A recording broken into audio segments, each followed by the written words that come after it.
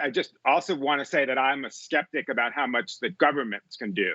Having been in government, living in the United States where we're protected by the First Amendment, the very idea that government would be in the information regulation business is a dangerous one. And I think it's dangerous too, because a lot of the people who who speak to who are disinformationists, who speak to people who are skeptical of government, would regard this as an infringement of their rights and a basic infringement of the Constitution. So I think governments have to be careful. And remember, the First Amendment, and I'm going to segue now to the private sector, the First Amendment actually applies only to government. Congress shall make no law, the first 5 words of the First Amendment.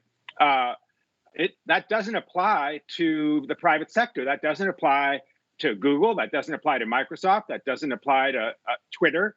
The difference, though, now is that those companies have become the public square.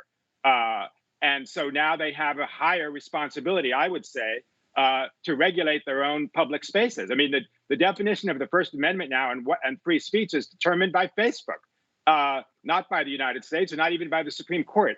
So I actually think that all of the platform companies, I talked about reforming Section 230, all have to have more liability for the content on their platforms. Now, Section 230 says they're not publishers.